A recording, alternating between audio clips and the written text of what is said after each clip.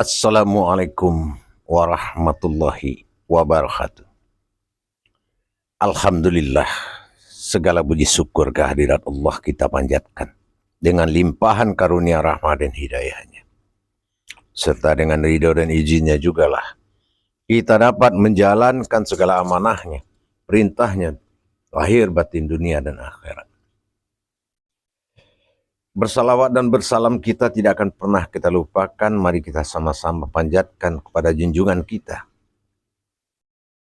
kehadiratnya Rasulullah Nabiullah akhirul zaman Muhammad sallallahu alaihi wasallam.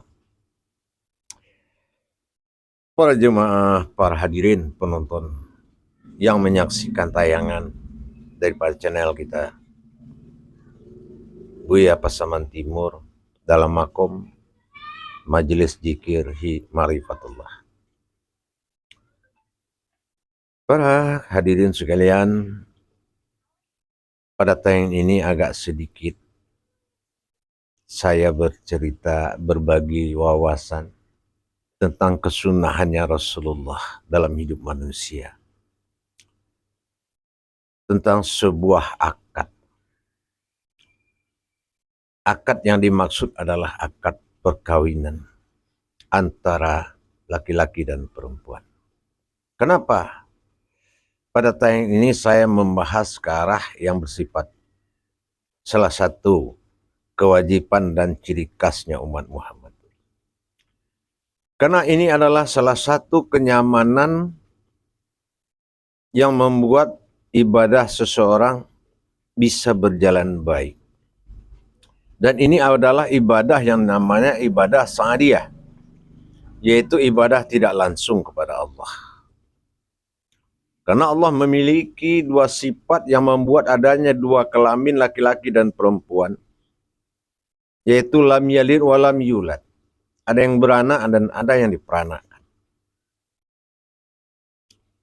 Ada yang beranak dan ada yang tidak diperanakan. Ini adalah sifat Allah pada diri. Laki-laki adalah orang yang diperanakan, bukan orang yang beranak.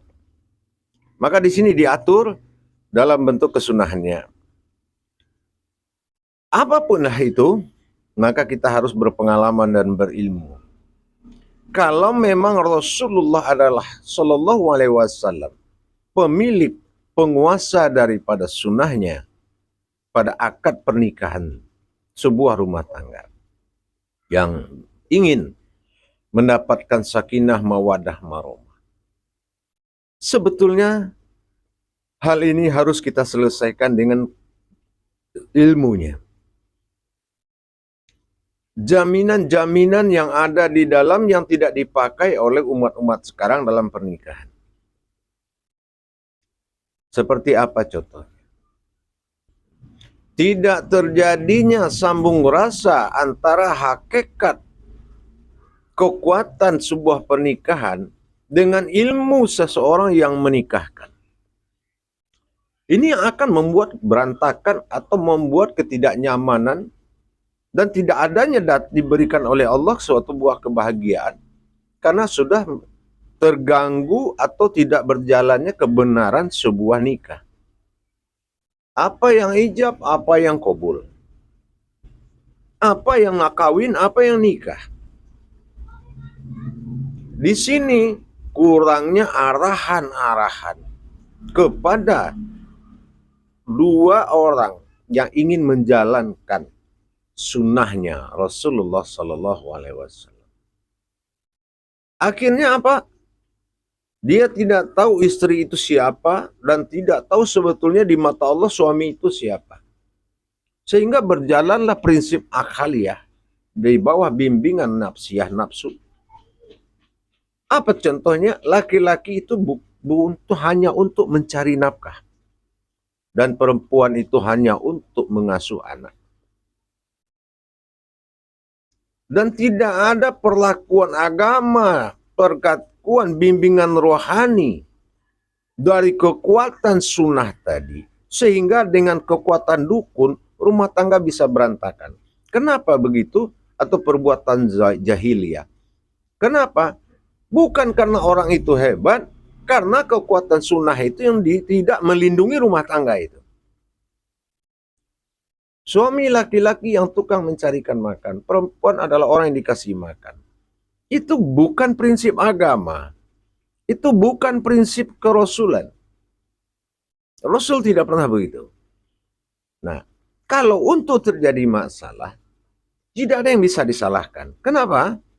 Kalau memang kekuatan nikah itu, taklid nikah itu, atau sunnah nikah itu, di bawah kodratnya alam, tidak mustajab ucapan seorang wali hakimnya, tidak mabrur sebuah ibadah wali hakimnya, dan tidak matang itu orang yang akan dinikahkan dan tidak diberikan wawasan sebelum diijab kabulkan. Maka akibatnya apa? Sampai kesekian orang turunan, ini rumah tangga nggak pernah nyaman.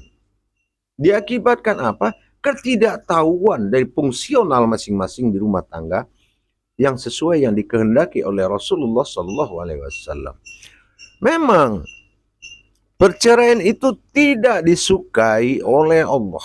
Benar.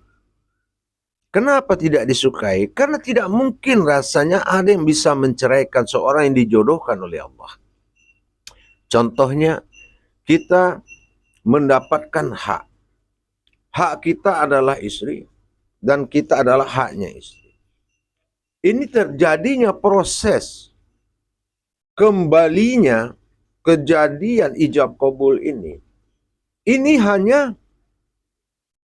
diakui hanya sebatas halalnya pergaulan yang haram menjadi halal. Itu iman yang sangat rendah. Akad nikah yang nilainya sedikit dari hewani. Ini yang membuat kekhawatiran. Sementara malaikat hafazah, golongan hafazah, disuruh dan diutus oleh Allah untuk mengurus kehidupan rumah tangga. Karena ada titipan Allah yaitu anak di situ. Ternyata pola rumah tangga bukan pola Islam, tetapi pola manusia. Dua orang yang asalnya berbeda ketemu dalam satu rumah. Yang laki-laki dalam habis didikan orang tuanya puluhan tahun. Yang perempuan baru dilepas dari didikan orang tua dia berpuluhan tahun. Ketemu dalam satu rumah. Tidak mungkin di bawah 10 tahun bisa sesuai. Itu ilmu akal. Dengan faham yang berbeda dari asal yang berbeda. Tetapi jangankan pola pikir, perbuatan yang haram aja bisa dihalalkan oleh Allah dengan kekuatan sunnah nikah. Tapi kenapa tidak terjadi? Karena ijab tidak terjadi, qabulnya tidak terjadi. Kenapa itu ijab qabul? Apa sebetulnya pernikahan itu? Nah, dari sinilah para hadirin sekalian. Tidak ada orang yang keluar rumah, mau keluar kota atau ke jalan, punya niat ingin ditabrak mobil. Begitu juga yang punya mobil mengendara mobil dari rumah mau keluar. Tidak ada niat ingin nabrak orang. Ini adalah masalah. Maka tidak ada yang menginginkan. Baik itu seperti rumah tangga seperti itu. Tidak ada laki-laki yang suka menceraikan istri. Dan tidak ada perempuan yang senang diceraikan oleh suaminya. Tapi kenapa terjadi? Karena setelah ada kelelahan, pertentangan jiwa, akal dan nafsu. Bukan kecocokan rohani. Kalau suami lihat istri, terbayang belanja dia, jajan dia. Kalau istri lihat suami, kebayang duit. Apa dia bawa duit, apa tidak. Jadi faktor kemanusiaan itu sudah berkurang. Kenapa? Kerujukan nikah itu berdasarkan adalah sifat materialistis. Karena adalah hukum kehidupan yang membuat rumah tangga itu berantakan. Apa hukum kehidupan? Biaya hidup. Sebetulnya hidup itu ada kata nikmat, ada kata ikhlas. Kalau sudah ikhlas, sedikit pun dapat itu nikmat.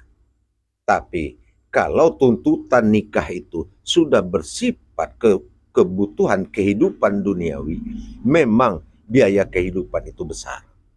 Tapi biaya hidup tidak besar. Kalau lewat saja tukang sayur, biaya hidup sudah selesai. Tapi kalau biaya kehidupan kita bawa jalan-jalan, lihat ini, lihat itu, kehidupannya besar.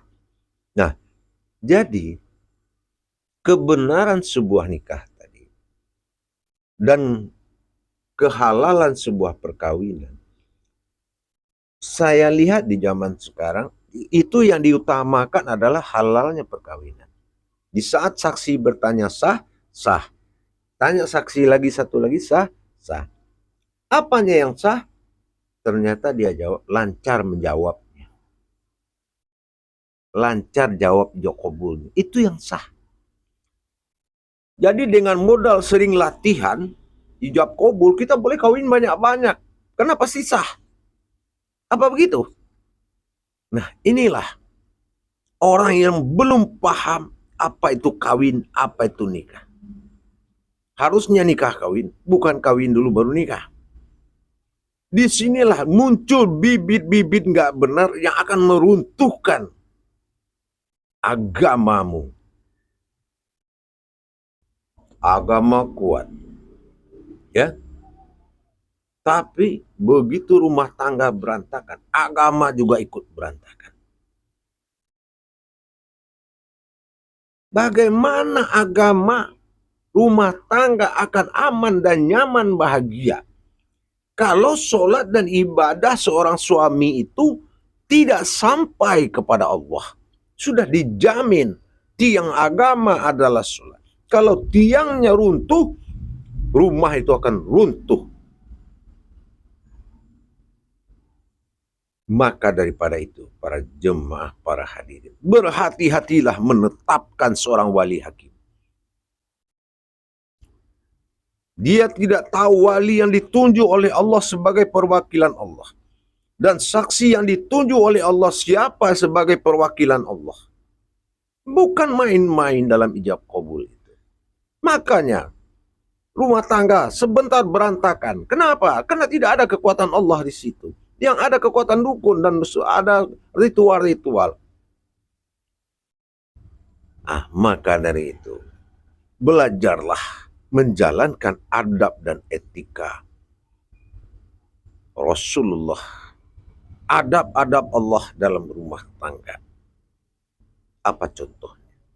Kita tahu, pernikahan itu adalah sidro minallahi wa alul mu'minina. Seseorang yang kembali kepada asalnya, dalam surat An-Nisa Allah cukup jelaskan bahwasan istri itu adalah orang yang berasal dari dirimu sendiri. Dan suami itu adalah junjungan kedua setelah Rasulmu sendiri. Ternyata dirinya kembali kepada dirinya. Itulah hawa dari dirinya tadi. Karena manusia itu adalah nurnya dari Muhammad. Dan hawanya adalah suatu maujud. Pasangan hasanatun dunia wal akhirah. Untuk itu, istri itu adalah dirimu sendiri. Anak itu titipan Allah.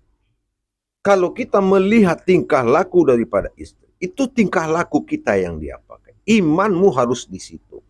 Kalau Al-Quran kitabmu. Kalau Allah Tuhanmu. Kalau Muhammad Nabimu. Ikuti sunnahnya. Begitu juga kita menjaga sekalian adab. Kita bangunkan suami. Jangan kita bangunkan karena harta. Karena Allah akan marah. Tapi bangunkanlah dengan kebahagiaan. Begitu juga sebalik. Kiat-kiat berumah tangga itu. Seperti suami. Jangan mengeluh depan istri yang membuat istri hilang pedoman. Jangan ceritakan masalahmu di luar karena istri akan stres.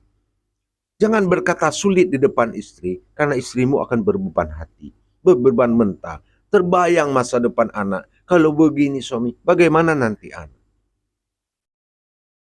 Jangan katakan ada musuhmu di luar karena istrimu akan membencinya. Begitu kamu berbaikan lagi, istrimu akan tetap marah. Ini ada batasan laki-laki yang tidak boleh dibawa ke dalam alam istri. Begitu juga istri. Istri jangan masukin alam laki-laki ke dalam alam istrimu, dalam alam perempuanmu. Apa alam perempuanmu? Kamu ceritakan harga bawang, kamu ceritakan semua kebutuhan perempuan. Kamu ceritakan istri-istri temanmu, kamu ceritakan teman-temanmu yang perempuan kepada suamimu. Ini akan berbalik fakta dan akan menyakitimu nanti. Karena kamu telah menghidangkan dan memberikan kesempatan kepada seorang laki-laki membuka mata hati kepada orang lain. Maka rumah tangga disiapkan untuk mentertibkan. Begitu kamu copot sandalmu pulang dari manapun, berarti kamu copot segala persoalan di luar, tidak boleh bawa pulang. Hiduplah dengan apa adanya, nikmati kebahagiaan apa adanya di rumah itu. Jangan kamu ciptakan suasana yang menyalahgunakan kodrat antara istri dan suami. Jaga dan itu. Jangan mengungkit masa lalu, karena masa lalu itu menyakitkan hati, tapi berguna untuk ke depan. Kenapa berguna? Kalau tidak ada masa lalu, tidak akan ada masa depan. Cukup diingat aja dan dihargai. Tidak perlu dijunjung tinggi. Dan jangan mencari kelemahan. Jangan mengukur keberadaan saling. Carilah yang pantas dibicarakan dengan tidak pantas dibicarakan. Untuk menghilangkan pembicaraan yang tidak pantas, ada anak, ada teman, ada harta dan benda yang akan menjadi hiburan. Kenapa kita harus merusak kerajaan masing-masing? Ingat, suami adalah tempat beribadah, istri adalah amanah. Kalau sholat diserahkan 30 hari ke seorang istri, dia akan kafir 5 hari. Karena masa hadasnya. Nah begitulah. Laki-laki ijab kabul kepada perempuan, menerima hak perempuan. Apa hak perempuan? Yang diterima dia pertama adalah dosanya. Karena apa yang perbuat istri adalah dosa bagi suami. Tapi apapun yang dibuat suami adalah dosa buat suami. Apa yang diperbuat istri kepada suami adalah pahala. Tapi apa yang diperbuat suami kepada istri adalah kewajiban. Beruntunglah jadi perempuan. Bacakan alhamdulillah kamu berkodrat seorang perempuan. Kenapa? Suami bukan hanya butuh di dunia saja. Begitu kita meninggal, perempuan, dia tanya oleh malaikat, man imama, siapa imamu? Itulah suamimu. Kalau dia belum beruntung dalam dunia ini, dia adalah orang yang berfungsi di akhirat nanti. Pintu akhiratmu, imammu, Muhammad Rasulullah telah titipkan pesan kemungkar nangkir. Kalau ada umatku pulang, tanya posisi imam dia. Dia imam atau dia punya imam? Begitu juga suami. Man imamah, sama pertanyaan. Maka carilah guru tempat mengaji. Belajar ibadah, dirikan sholat, lindungi rumah tanggamu. Karena imammu juga ditanya, bukan hanya imam istri. Jangan memperkecil masalah itu jadi besar. Justru masalah yang besar diperkecil. Yang kecil itu dihilangkan. Tingkatkan ibadah. Gak mampu kita suruh istri sholat atau suami sholat, sholatlah di depan dia. Karena agama itu adalah rohani. Tidak perlu bicara dengan mulut. Maka petunjuk Allah akan datang kepada orang yang berlindung kepadanya. Makan suami, dihidangkan, tapi tunggukan. Tungguin di situ. Jangan seperti ngasih kucing makan. Begitu para hadirin. Begitu juga suami. Dikasih belanja untuk biaya nafkah. Berikan dia suatu ilmu.